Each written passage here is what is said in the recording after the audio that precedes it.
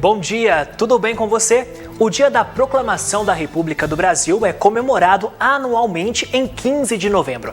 Essa data foi instituída como feriado nacional pela Lei nº 662, do dia 6 de abril de 1949. Na edição ao vivo deste feriado, você vai ver ainda. Adolescentes de 14 anos começam a ser vacinados contra a Covid-19 em Patos de Minas.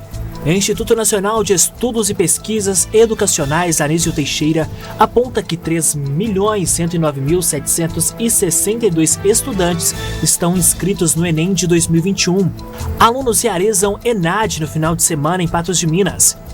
E você vai ver que atletas percorrem 43 quilômetros em desafio de MTB.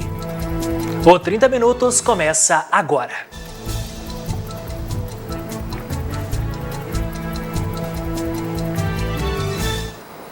Um jovem de 23 anos, identificado como Ederson Nascimento Gomes, morreu no final da noite desse domingo na Orla da Lagoa, em Patos de Minas, após ser alvejado por disparos de arma de fogo.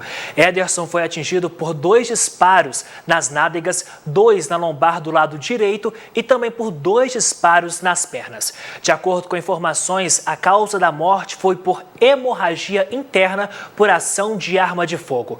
A Polícia Militar informou nesta segunda-feira que um jovem de 19 anos é suspeito de ter cometido o assassinato.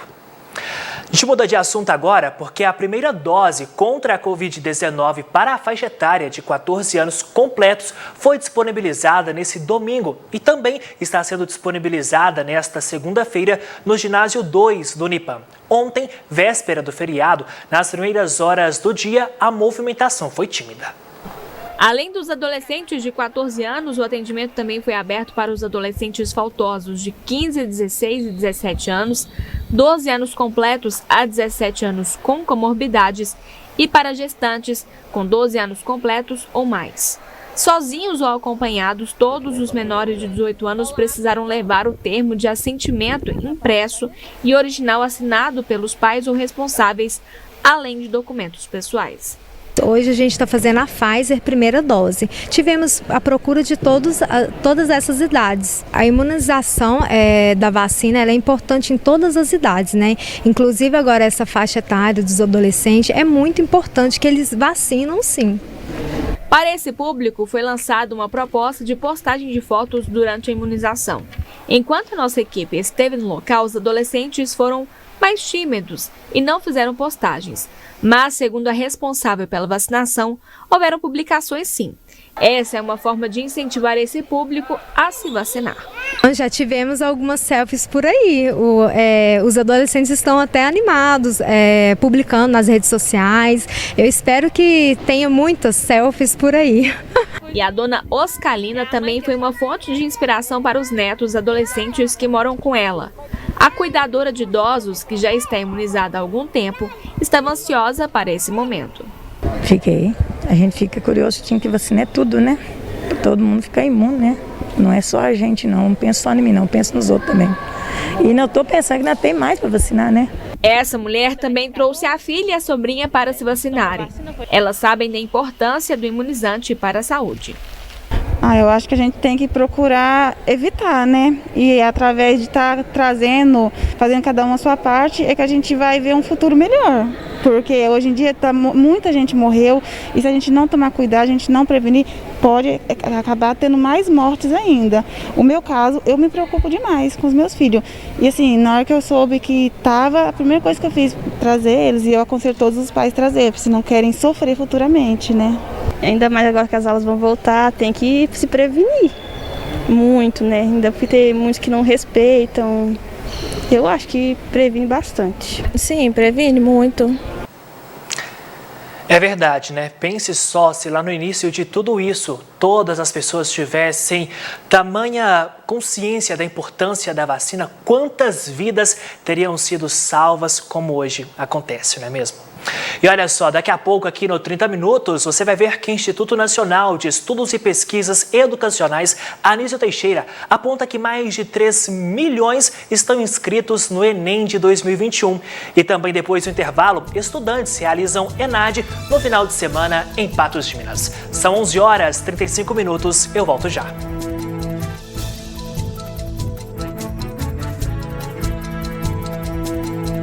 11h37. Agora você vai ver que o Exame Nacional do Ensino Médio de 2021 terá duas modalidades, que é a impressa e a digital. Este é o segundo ano de aplicação da modalidade digital do exame. Nesta edição, as duas versões serão nas mesmas datas, 21 e 28 de novembro, e os itens das provas e o tema da redação serão iguais. A versão impressa ainda concentra a maior parte dos candidatos. Segundo o Instituto Nacional de Estudos e Pesquisas Educacionais Anísio Teixeira, 3.069.762 estão inscritos no Enem de 2021. Destes, 3.040.871 farão a prova impressa e 68.891 candidatos farão a digital. O Enem 2021, como eu disse, acontece acontecerá nos dias 21 e 29 de novembro. Os estudantes aqui de Patos de Minas já estão contando os dias e se preparando bastante para a prova mais importante para o ingresso nas universidades. Faltando pouco mais de uma semana para a realização do Exame Nacional do Ensino Médio, o Enem, estudantes de todo o país se preparam para a prova mais importante para o ingresso em universidades do ensino superior. Devido à pandemia da Covid-19, que impossibilitou o ensino presencial, 2021 terá o menor número de inscritos das últimas 16 edições do Enem, com cerca de 3,1 milhões de estudantes, pelo menos 2,6 milhões a menos do que a prova do ano passado. Estamos falando de uma parcela da população que talvez não tenha condições de assistir uma aula no formato remoto. Por quê? Eu preciso que os meninos tenham acesso a dispositivos eletrônicos, eu preciso que eles tenham acesso à internet e talvez uma internet um pouco melhor para que consiga acompanhar a aula sem que ela fique travando. E talvez nem sempre isso é possível dentro da classe que a gente almeja atender. Sabrina é coordenadora do programa Ações Formativas Integradas, o AFIM, uma iniciativa da Universidade Federal de Uberlândia, que prepara alunos da escola pública e bolsistas para o vestibular. As aulas do cursinho do AFIM são ministradas por graduandos da UFO de forma remota. A rotina dessas duas estudantes do AFIM é diferente de uma da outra, mas ambas exigem sacrifícios e a conciliação dos horários para melhor aproveitamento das aulas. Eu estudo de manhã, colégio normal, né? À tarde tem o cursinho do AFIM. Assim que termino o cursinho, faço algumas atividades, revejo algumas aulas para ficar tudo bem frisado, guardado. E isso eu estou fazendo desde o início do ano, tanto para o Enem quanto para os vestibulares. Eu estou conseguindo conciliar o curso com o meu trabalho, né?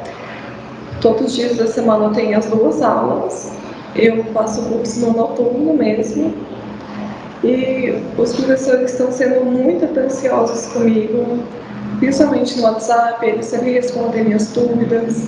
As estudantes também precisam lidar com a ansiedade da proximidade das provas do Enem, o medo de dar branco durante o exame e esquecer o que foi aprendido. Façam sempre as atividades, perguntem para os professores. Essa interação com o professor é muito importante. Alguns alunos podem até ter vergonha e achar que não, mas, gente, sério, ajudou demais os conselhos dos professores. Então, conversem com eles, tirem todas as suas dúvidas, porque vocês vão estar no caminho certo. Acho que uma dica que vale, pelo menos eu reflito muito sobre isso, é ter calma, né? Por mais que seja um momento difícil, estressante, e pensar que teremos outras chances. Tudo bem não ir bem agora, tá tudo certo. Tudo certo também não passar naquela faculdade dos sonhos, né? Tudo certo não passar de primeiro, mas é ter calma, tentar e não desistir. O mais importante é confie no que você estudou. Vocês estudaram, vocês se capacitaram para essa prova. Então, quando vocês chegarem lá, por mais que a ansiedade chegue, lembre-se que vocês estudaram. E isso é o mais importante. As provas do Enem irão ocorrer nos dias 21 e 28 de novembro. Os candidatos devem estar a par do local em que o exame será aplicado. Para mais informações, basta acessar o site do INEP, enem.inep.gov.br. Pois é, e quem já está na faculdade, finalizando o curso, realizou nesse final de semana o Exame Nacional de Desempenho dos Estudantes. O ENAD é usado como instrumento de avaliação do ensino superior brasileiro. A cada ano, um grupo diferente de cursos é avaliado. Neste ano, em Patos de Minas, fizeram a prova estudantes concluintes de cursos de graduação de instituições de ensino superior e técnico. No Unipan, cerca de 300 alunos eram aguardados para fazer o exame que avalia o rendimento de alunos de ensino superior e é utilizado pelo Ministério da Educação, MEC, para atribuir uma nota de 1 a 5 aos cursos. A edição desse domingo foi referente a 2020, que teve a prova adiada em razão da pandemia da Covid-19. A edição de 2021 também foi adiada para 2022 e ainda não tem data para acontecer. O ENAD ele é um componente curricular obrigatório, corresponde, fazendo uma analogia, a uma disciplina. Então, a própria legislação do MEC ela já determina que se o aluno não fizer o ENAD no ano em que o curso for habilitado ao ENAD, ele não está apto nem a colar grau e nem a pegar a sua documentação de conclusão de curso. Os alunos do Unipan fizeram prova na sede da instituição, além de outros locais disponibilizados em outras cidades para os estudantes de educação à distância. Com a educação à distância, a gente consegue transformar pela educação em diversas cidades. Então, a educação à distância hoje do Unipan tem mais de 12 polos e, nesse momento, em cada um desses polos, nós temos estudantes fazendo prova do ENAD. E com a mesma infraestrutura que nós preparamos para receber os nossos alunos aqui no Unipan, em cada uma das cidades, nós temos toda essa preparação e o pessoal para receber esses alunos. Os portões abriram às 12 horas e fecharam às 13. A prova começou às 1h30 e terminou às 17h30. Para esse momento, os alunos foram preparados desde o primeiro dia de aula. A preparação para o ENAD, ela começa no dia que o aluno ingressa aqui, né? Por meio do nosso trabalho, por meio das disciplinas, da atuação dos professores, também da receptividade do aluno, a gente acredita que eles estão preparados. Claro que mais próximo ao ENAD, nós intensificamos a sensibilização, né? Expomos os nossos alunos às modalidades de questões, mas a preparação é ao longo do curso e acreditamos que fizemos um bom trabalho, sim. Nos prepararam, né, para a gente poder dar o nosso melhor para a faculdade ser bem avaliada, né? E eu confio nas meninas, tenho certeza que a gente vai subir essa nota aí, vai dar tudo certo. A gente se sente bem preparado mesmo, ao longo de todo o curso, a gente vê todos os assuntos possíveis e eu acredito que o ENAD é uma coroação de tudo isso que você fez ao longo do curso, de todo o seu esforço intelectual, seu esforço em casa, aqui na universidade. E mesmo passando por mudanças no método de ensino devido à pandemia, a instituição reitera que não parou e continua oferecendo a mesma qualidade de educação, que fez com que o Unipan fosse recredenciado no MEC com nota 5. Eu falo muito que nós somos a educação que transforma e nesse tempo de pandemia nós também provamos que somos a educação que não para. Nós não paramos. Eu me lembro muito bem de que no dia 18 de março de 2020 nós estávamos reunidos aqui na reitoria e um pouco atônitos, né, porque tínhamos que paralisar as atividades presenciais e imediatamente migramos para o modelo letivo remoto. Então, apesar de todos os desafios da pandemia e de todos os desafios do modelo remoto, nós demos continuidade à formação dos nossos alunos. E esse não parar fez com que os alunos continuassem sua formação e estivessem preparados para o dia do ENAD de hoje. Daqui a pouco aqui no 30, os detalhes da previsão do tempo para Patos de Minas e região. E você vai ver que atletas percorrem 43 quilômetros em desafio de MTB. 11 horas 46 minutos, eu volto já.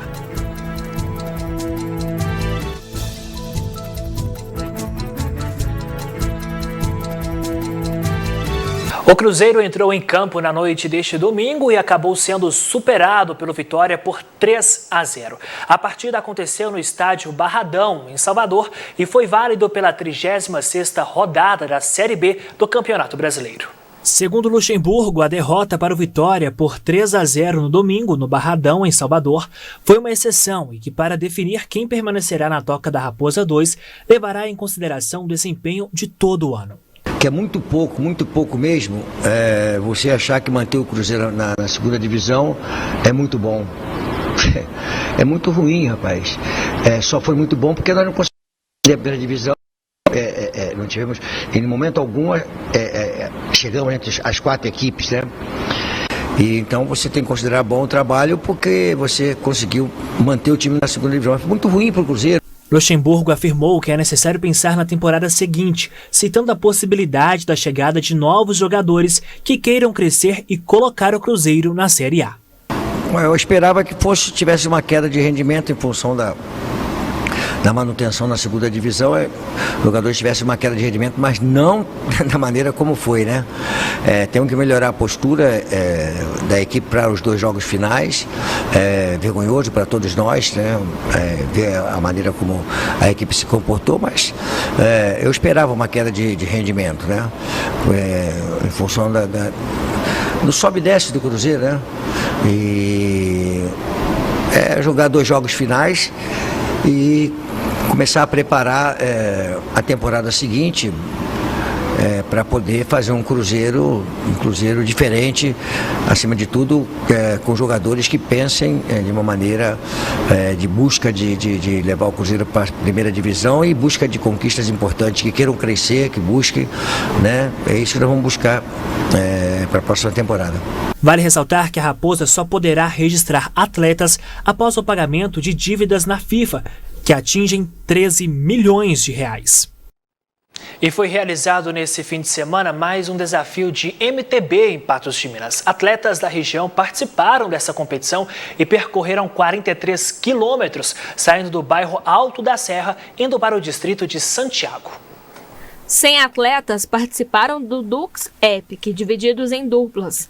Os ciclistas de Patos de Minas, Lagoa Formosa, Paracatu, Uberlândia, Uberaba, Carmo do Paranaíba, Coromandel, Patrocínio, Guimarães, São Gotardo, Ibiá e Campos Altos percorreram um percurso de 43 quilômetros, saindo do bairro Alto da Serra, indo para o distrito de Santiago, passando por Arraial dos Afonsos e voltando para a cidade. O clima fresco contribuiu para que o tempo de prova caísse em relação ao estimado pela organização. Ajuda porque não tem muito sol, né, para atrapalhar. O atleta não tem aquele sofrimento também, né, assim, das equipes, porque várias equipes vão pro meio do mato, ficar aí para ajudar, dar assistência. Caso uma bike estragar, tem que ter a equipe para montar ali o apoio, né, água, isotônico. Então, a gente achava que a prova ia terminar ali em torno de 2 horas e pouquinho, a prova fecharam em 1h30, 1h40. Essa dupla de Patos de Minas enfrentou desafios, mas conseguiu chegar em 3º lugar na categoria Master. Para mim, é acompanhar ele, que é bem mais leve e tem muito mais experiência, né? Mas graças a Deus hoje foi bem, eu consegui sempre estar andando perto dele e acompanhar ele. Também tinha, igual em subida, que é mais difícil para mim por causa do peso. E ele sempre esperando, a gente acompanhando, e graças a Deus deu certo hoje. Não, uma corrida de dupla, igual eu falo, se é dupla, então um é parceiro do outro. Não adianta eu sair doido na frente, querer chegar na frente, porque vai marcar o tempo do último que chegar. Então tem que chegar sempre os 2 juntos. Se a corrida é de dupla, tem que andar aí junto. Na classificação geral, os vencedores são de Uberlândia e um deles esteve entre os primeiros em uma etapa recente aqui na cidade. Mesmo não conhecendo todo o percurso e com problemas no meio da competição, eles conseguiram administrar a vantagem. Essa prova foi um pouco mais dura, a gente conhecia assim, um pedaço do percurso, mas não completo. Foi mais na base dos apoios, né? Mas foi uma prova bem dura e bem top. Foi parabéns à organização aí. Como é uma corrida de dupla, então não adianta um se destacar e ir embora. Tem que chegar as duplas junto. E nesse caso aí a gente foi se revezando, né? Foi se cuidando um do outro para que nada acontecesse. Hoje o meu parceiro teve um furo de pneu. A gente estava escapado sozinho. E teve um furo de pneu, né? A gente teve que parar, consertar o pneu. E os demais encostou. Aí no finalzinho ali a gente conseguiu manter. A gente, como tinha 40 segundos de vantagem, não precisava abrir uma vantagem grande, era só chegar junto. E é o que nós fizemos, conseguimos chegar junto ali e manter a diferença. Agora a gente fala da previsão do tempo, porque a semana começa com instabilidade na região. Acompanhe os detalhes. Previsão do tempo. Oferecimento New Color. Promoção em dobro. Na compra da armação mais lentes, você ganha um óculos solar. New Color. O tempo nesta segunda-feira no Alto Paranaíba e Noroeste Mineiro será de muitas nuvens com chuva isolada. 15 graus de mínima e 27 a máxima. A terça segue instável, com tempo coberto. Na capital do milho, a máxima não passa de 28 graus. Em Coromandel, tempo nublado nesta terça-feira. 15 a mínima, podendo chegar a 29 graus a máxima. Varjão de Minas, os termômetros podem chegar a 27 graus. Em Presidente Olegário, mínima de 15 graus. E em Rio Paranaíba, mínima de 14 graus. E 27 pode chegar à máxima.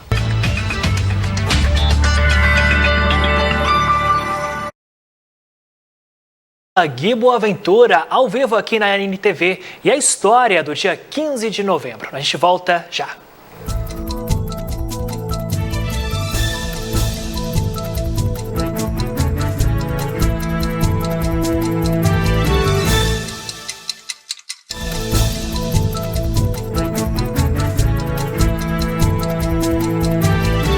Hoje é celebrado 132 anos da Proclamação da República, ato militar que destituiu o imperador Dom Pedro II e tornou presidente o Marechal Deodoro da Fonseca. 15 de novembro de 1889, data em que o país se livrou da monarquia constitucional parlamentar do imperador Dom Pedro II, deposto por um grupo de militares liderado pelo Marechal Deodoro da Fonseca, que num ato tido por muitos como um golpe militar, tornou-se o primeiro presidente da então proclamada República do Brasil. A proclamação da República, ela tem um significado importante, como a rigor as demais datas chamadas cívicas, né, que entram para o calendário, exatamente para a gente recuperar o passado histórico que trouxe essa data à tona. Então, é sempre importante a gente resgatar isso.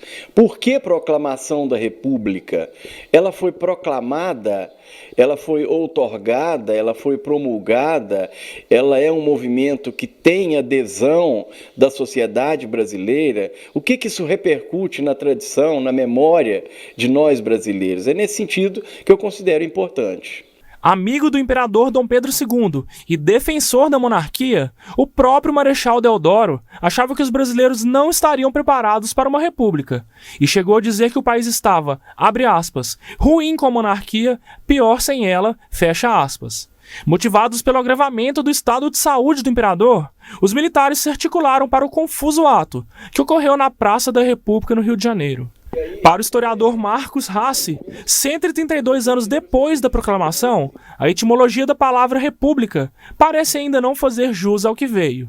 Eu faço um questionamento sério do que é república. Né? República é uma palavra que vem do latim res, coisa, pública, do povo. Mas a república ela é muito retórica. Desde os romanos, quando ela foi implantada, era uma república que precisou de 2 séculos para os plebeus fazerem revoltas para fazer valer seus direitos. E a república implantada entre nós, mesmo aquela de 15 de novembro de 1889, como a nossa de hoje, de 2021, eu penso que ela não incorpora na plenitude o que é a cidadania, sobretudo uma cidadania social. Então nós estamos ainda a reboque, lá atrás. E mais do que discutir o que é a república, eu penso que a gente tem que repensar também o conteúdo democrático dessa república. A gente vê muito político falando que isso não é um viés republicano, mas é muito mais na retórica, né? Eu espero que a nossa república, daqui a alguns anos, ela incorpore plenamente o conceito de uma democracia social mais ampla e justa. Com essa, então, a gente encerra o 30 Minutos de hoje e volta amanhã às 11h30 da manhã. Obrigado pela sua companhia. Fique agora com Gui Boaventura. Olá, Gui. Boa tarde para você. Olá, Matheus. Boa tarde. Tudo bem? Tudo certo. E você animado para esse feriadão? Vixe, estamos aí. E hoje nós temos muitas... Para em condições de... Opa, aí sim. Então, olha, nós temos muitas notícias hoje. Tivemos mais um homicídio registrado na noite desse domingo, finalzinho da noite. Sei que você vai tratar aí no seu programa. Mas acaba chamando a atenção, Gui, os artefatos, as estratégias que as pessoas acabam traçando para ceifar vidas. Supostamente, a morte desse rapaz deste domingo teria sido uma emboscada. Ele teria recebido uma ligação e lá na Lagoa teria então sido morto. São vários os fatos. A gente está chegando no final do ano e se a gente for contabilizar todos os homicídios que nós tivemos nesse ano de 2021, cada um com uma história diferente, os motivos, claro, em sua maioria diferentes, mas cada um uma manha, se é assim que eu posso dizer, traçada para ceifar vidas. Olha, você tocou num assunto aí que é bom para a gente refletir, sabe? Porque eu sempre falo aqui, as pessoas são muito preocupadas. Eu fico vendo campanha contra o armamento, por exemplo. Ah, porque não pode vender arma, não pode isso, não pode aquilo, não pode dar porte de arma. O que mata gente é gente. O que mata são pessoas. O que a gente devia preocupar é investir em políticas públicas de aculturamento das pessoas, sabe, de ensinar o relacionamento nos colégios, de investir em família, sabe, nessa célula importante da nossa sociedade. Nós temos que ter leis que as pessoas temam em quebrá-las, porque as que nós temos aí, ninguém teme em passar por cima. É um negócio assim, absurdo você imaginar, por exemplo, aquele garoto que matou no homicídio passado aí, um garoto de 17 anos, que era o quinto que ele tinha participado, como passagem. O quinto assassinato que ele tinha participação. E aí? Aí ele fala o seguinte: não, eu vou matar, porque se eu matar 1 ou 10, eu vou ficar no máximo 3 anos na cadeia. E não é nem cadeia, é num centro de ressocialização, de reeducação desse menor. Sabe? Então as nossas leis são falhas e existem aí os pseudos entendedores do relacionamento humano que não coloca o limite na regra, não coloca uma punição realmente que vale a pena para a gente fazer valer a lei, porque a lei não vale, sabe? A lei não vale. Então é preciso entender. Essa é a questão do menor, por exemplo. A maioria dos países, a pessoa paga pelo crime que cometeu, não pela idade que tem, sabe? Então é muito complicado isso aí. E essa questão o sujeito trama a morte de uma pessoa com tanta facilidade como foi essa aí, ou como possivelmente pode ter sido essa aí, porque ele não tem nada a temer. Ele vai temer o quê? Se ele tomar 20 anos de cadeia, ele com 3, 4 anos ele está na rua de novo, sabe? Nós tivemos aí uma declaração de um assassino, você se lembra bem, do assassino do taxista? Sim. Né, que ele escreveu nas redes sociais: eu vou ali tirar uma cadeia, 4 aninhos de cadeia e daqui a pouco eu estou de volta. Sabe, então são esses absurdos que tem aí. E a gente tem que entender que o investimento que tem que ser feito não é nesse negócio de não pode ter arma, não pode ter isso, não pode ter aquilo outro, não pode.